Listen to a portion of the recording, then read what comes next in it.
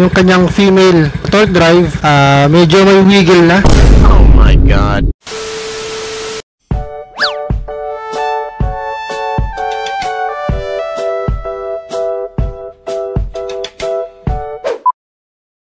So yun na nga mga ka-positive, no? Ayan, magandang araw sa inyo. It's me, Daddy Vlog. So hindi ko na hahabaan yung intro ko.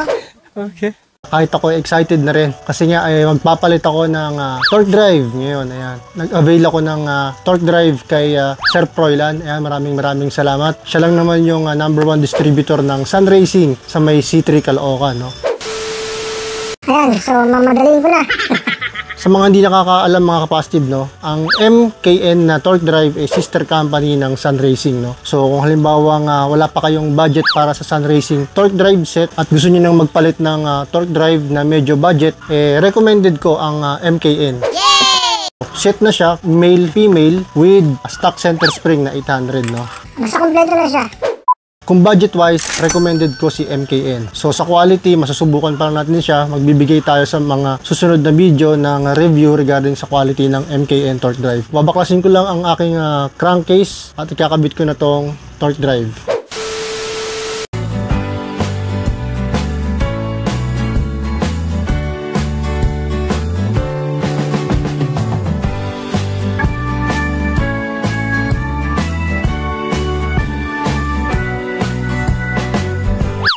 Sana kita sa camera, no? Dahil ito, yung kanyang female torque drive, nakita ko na yan last nung naglinis ako. So, ngayon lang yung pagkakataon na papapalitan ko siya. Yay! Habang tinatanggal ko yung mga tornilyo, iniisip ko kung kailan ko nga ba ito huling nalinisan. Hindi ko matandaan kung kailan. Bahala na. Yun. Yeah. Oh my God. Dumi. So yun, panggilid natin all sun drive base pulley, sun bell, tapos yung lining ko sun, then ito is TTGR yung female niya, then itong torque drive niya is stock. Ayan, so ito lang, dito lang tayo mag-focus, pero syempre tatanggalin ko na rin siya para malinisan.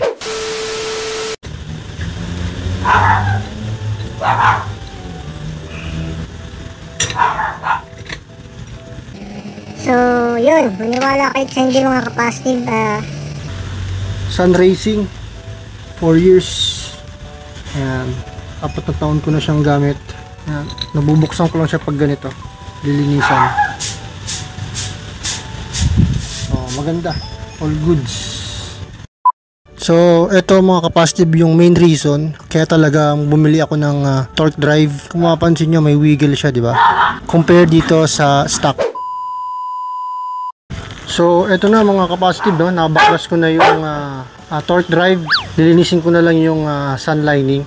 Ayan, papakita ko lang sa inyo na talagang kailangan ng palitan yung aking center spring. So napaka dugyot niya at may mga kalakalawang na rin. Ayan, so ito naman yung sa mismong MKN na stock center spring niya. 800 RPM parehas yun.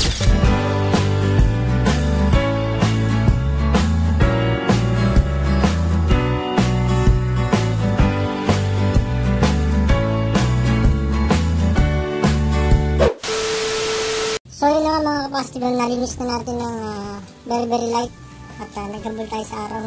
At ito na yung torque drive ng MKN. Ayan.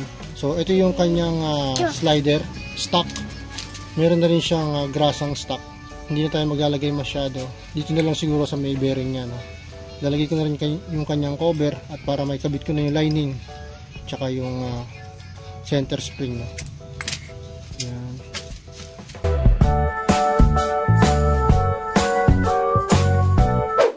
Okay na. Ay, let's go. Oh, dito ang aking gawa. Okay na mga ka-positive, no? Nakikabit ko na yung sun lining at yung kanyang sister company na MKN na torque drive set. Sa pagkakaalam ko, meron na itong mismong set na mismo. Meron na siyang lining na rin at bell na pang sporty. At, ang aking center spring at clutch spring is 800 RPM. Hindi ako nagtaas ng 1,000 or 1,500. So para kasi sa akin, okay pa rin yung 800 RPM dahil sa gas consumption niya, no? So pero pagdating naman sa kanyang performance sa arangkada, gitna, tsaka dulo, all goods naman. hindi naman ako nakukulangan dahil siguro nasanay na rin ako na laging may angkas. 15 minutes later. Okay na mga kapasitive, no? Nakikabit ko na yung drive paste pulley niya. Ayan. Sa mga nagtatanong, straight 10 ako ngayon. Dating naka 10-11 combination ako. At pinalitan ko muna siya ng straight 10 kasi gusto kong makita kung ano yung magandang bola para dito sa stock ng MKN na torque drive, no? So malinis na. Ayan, sa mga gumagamit ng Sun, ito yung kanilang old design black na pulley. Tinernohan ko lang din ng black na bell, high temp. Ayan.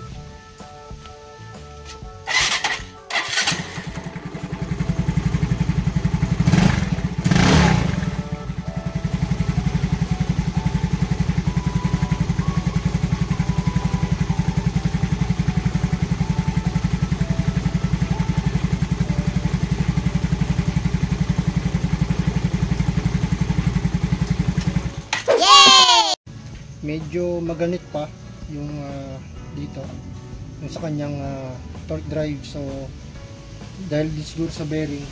So try pa natin i-break in ng very light para at least malaman natin kung talaga ano, kasi sumasabay siya, no? Tignan nyo.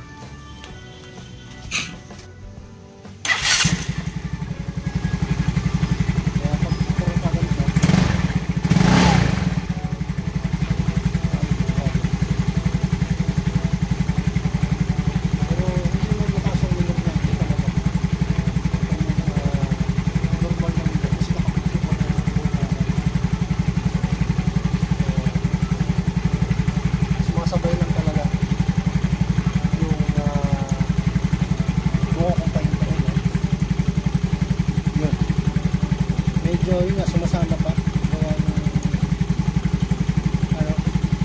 bearing. Hindi ko naman siya nahigpitan ng gusto. Tama, higpit lang naman ito muna. Nawala na rin yung kanyang alon-alon dito sa female.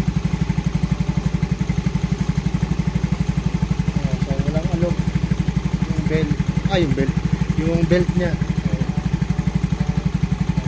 Makining pa rin yung ikot ng drive paste pulley.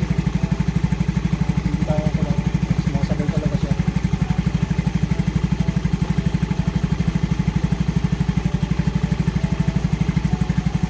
Pero normal yan. Normal yung minor. Yung nakasang minor yan. Talagang sumasabay lang.